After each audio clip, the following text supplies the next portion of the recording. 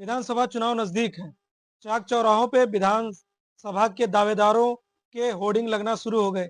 इसी बीच विरोध भी शुरू हो गया। सोशल मीडिया पर बीजेपी के खाटी कार्यकर्ता के रूप में जाने जाने वाले रिंकू दुबे ने एक बहस छेड़ दी। सोशल मीडिया पर लगातार चर्चाएं हो रही हैं।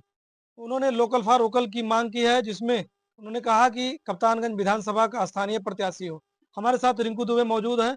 उनसे हम जानेंगे कि पार्टी का निर्णय आपका निर्णय होना चाहिए। आप ऐसा विरोध क्यों कर रहे हैं और इस पे बहस छिड़ गई। हमारे साथ रिंकू दुबे हैं। पहले तो राजखोल खबरें में आपका बहुत बहुत स्वागत। स्वागत आपका, धन्यवाद आपका। और सबसे पहली बात यह है कि पार्टी के किस निर्णय पर हमने विरोध किया है, ये आप बताइए। पार्टी का निर्णय आपका निर्णय होता है। लोकल फॉर वोकल की आप बात कर रहे हैं। हम उससे आपको बता रहे हैं कि प्रधानमंत्री जी ने लोकल फॉर वोकल का जो मंत्र दिया, वो बहुत सोच समझकर हमारी सनातन संस्कृति में वसुधैव कुटुंबकम का भाव सदियों से कायम है। उसी भाव को मजबूत करने के लिए प्रधानमंत्री जी ने ये लाइन दी। अब अगर आप उसको राजनीतिक दृष्टि से देखेंगे, मतलब उसको आप अगर राजनीतिक दृष्टि से देख रहे हैं, तो स्थानीय जो कार्यकर्ता होता है, जब उसको अवसर दिया जाएगा आगे बढ़ने का, तो वो समस्याओं को लेकर प्रयास करेगा, समस्याओं का समाधान करेगा, चूंकि उसको उस मूलभूत समस्या के बारे में अच्छे से पता होता है। और जो बाहरी प्रत्याशी होता है, जैसे जो प्रत्याशी बाहरी आया, तो उसकी दृष्टि उस विधानसभा के स्तर से कमजोर होती है। दृष्टि कमजोर का मेरे सेंस ये हुआ कि जब तक जब आएगा यहाँ की भौगोलिक स्थिति हमारे कप्तानगंज विधानसभा की समझेगा, तब तक उसका 5 साल कार्यकाल खत्म हो जाएगा। और हम कोई बात को व्यापक संदर्भों में बोलते हैं, उसको सतही मूल्यांकन उसका कतई न करें। सतही मुद्दों पर गलचौरा करना सबसे आसान काम आज है। कोई मुद्दा हो, सतही टाइप का मुद्दा हो, उस पर गलचौरा करना सबसे आसान काम है। जो बेमतलब की टाइम पास वहाँ चाय की दुकान पर होती रही है, पहले आज तक होती रही है, आज वो बड़े बड़े राजनेताओं की आइडेंटिटी बन चुकी है। कोई भी नेता, बाहरी टाइप का नेता, अपना उल्लू सीधा करने के लिए आता है, अपना व्यवसाय बढ़ाने के लिए आता है। आम जनता से उसको बहुत लेना देना नहीं, बहुत मतलब नहीं है। आप जिन भी मुद्दों को देख लीजिए, जो बाहरी आदमी रहे हुए हैं, किस पर्पस से आते हैं वो चुनाव केवल जीतने के पर्पस से आते हैं, और जनता के हित में कोई काम उनका नहीं रहता है। कोई आपका काम रहा बता दीजिए। लोकल फॉर वोकल का मतलब यही है कि स्थानीय में और बाहरी में आपको अंतर होना चाहिए, आपको मालूम होना चाहिए कि अंतर है। वो लोकल चीज जब सामुदायिक प्रयास से निखरती है, तब उसकी प्रकृति, उसका नाम अंतर्राष्ट्रीय पलक पर छा जाता है। पूरी दुनिया के आराध्य प्रभु श्री राम, उनकी उत्पत्ति आप अपने बगल में ही अयोध्या है। तो पूरी दुनिया के आराध्य जो प्रभु श्री राम है, उनकी उत्पत्ति का पूरा उपक्रम यही अपने बगल में मगधाम मखौड़ा है। हाँ, वहीं से तो हुआ था। भगवान श्री राम की उत्पत्ति का जो उपक्रम हुआ, राजा दशरथ ने जो उत्कृष्ट यज्ञ किया, यही मगधाम मखौड़ा से ही किया। जी, मखौड़ा से उन्होंने, मतलब उसका उत्पत्ति का जो है उपक्रम शुरू हुआ। आप कृपया करके आप बताएं कि राम जन्मभूमि का जो भव्य स्वरूप आज बना हुआ है, क्या उस स्वरूप का 10% भी उत्पत्ति स्थल का हो पाया है? इस पर कौन ध्यान देगा? बाहर से आकर यहाँ राजनीति करने वाला व्यक्ति, ये ध्यान देने वाली चीज है। तो मतलब उस पर कौन ध्यान देगा कि बाहर से जो यहाँ राजनीति करने के लिए आया हुआ है, वो व्यक्ति मतलब उस पर ध्यान देगा, या जो लोकल का यहाँ है, जो लोकल व्यवस्थाओं को जानने वाला है, वो देगा? बताइए। इस माटी में जन्म जिसने लिया है, यहीं पला है, यहीं बढ़ा है, आज इस लायक हुआ है कि वो आगे बढ़ सके, नेतृत्व कर सके। पहले दृष्टि को आप लोग ठीक करिए। ये लोकल फॉर वोकल को जो दूसरे तरीके से आप लोग परोस दे रहे हैं, उसको आप पहले अपनी दृष्टि को ठीक करिए आप। और आपके सोशल मीडिया पर पोस्ट पर कमेंट में तरह तरह के जवाब आ रहे हैं, सवाल लोग उठा रहे हैं। उसमें ये भी लोग कह रहे हैं कि प्रधानमंत्री मोदी जी गुजरात के रहने वाले हैं, उनको गुजरात वापस जाना चाहिए, गुजरात से चुनाव लड़ना चाहिए।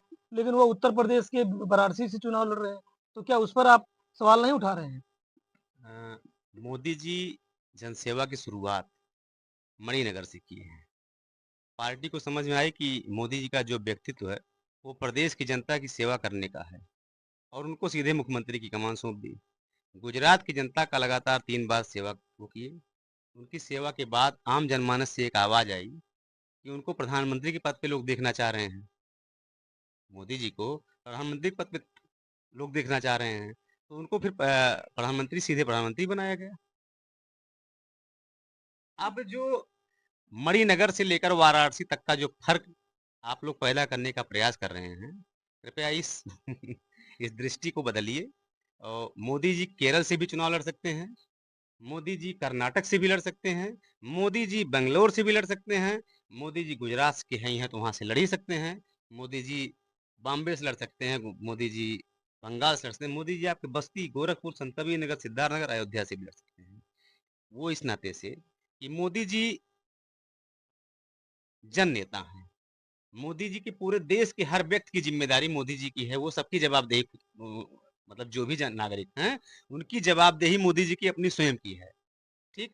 तो अब अगर मोदी जी की जवाबदेही पूरे देश के लिए है, पूरे देश के नागरिक के लिए है, तो वो लोकल हुए ना सबके लिए। तो अगर वो लोकल हुए, तो फिर तो लोकल आदमी कहीं चुनाव लड़ सकता है पूरे देश में।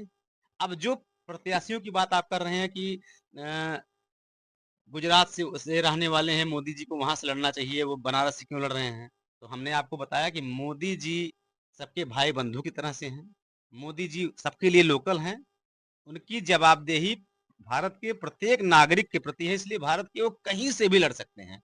अब जितने भी लोग विधानसभा में माँग रहे हैं, अगर वो खुद को मोदी जी के कैटेगरी का, मोदी जी के समतुल्य समझते हैं, तो बात ही अलग है।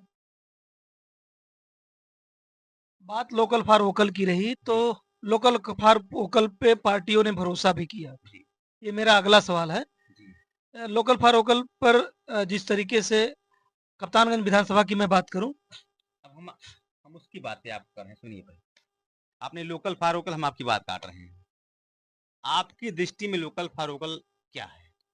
आप ही बता दीजिए, क्योंकि पत्रकार हैं आप और लिखा-पढ़ी में आपकी जवाबदेही बनती है और देश में चौथे स्तंभ के रूप में आप लोग जाने जाते हैं।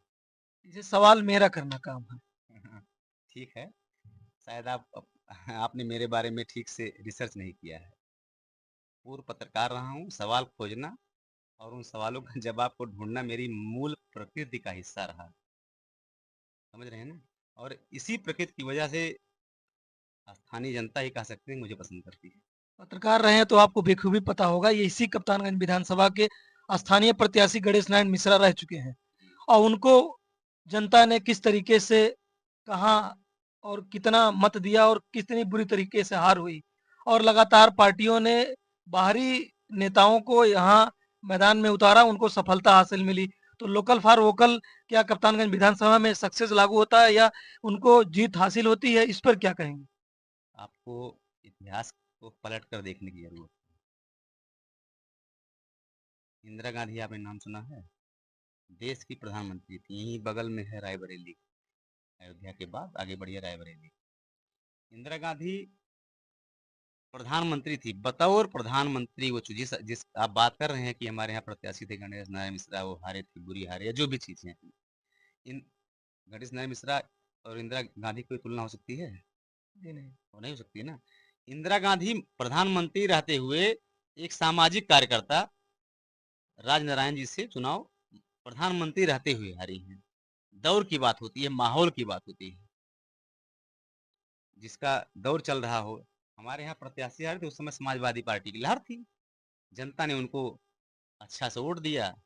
उस वोट को नहीं सहेज पाए, जनता के विकास जिस तरह से होना चाहिए नहीं हो पाए, जो मुद्दे उन्होंने बताए थे, उस मुद्दे से बहुत दूर-दूर तक उनको कोई वास्ता नहीं रहा है। सनातन का उन्होंने खूब विरोध किया, जनता उनको कहाँ लाके पटकी। अब आप 17 के चुनाव 12 में लहर थी, 17 में आपको पता होगा। अपने घर उनको बैठना पड़ा, समाजवादी पार्टी सभी प्रत्याशियों को, मुख्यमंत्री को अपने आवास बदल के जाके रोटी-वोटी चोरी करके जाके बैठना पड़ा, उनको इटावा मजबूरी जाना पड़ा।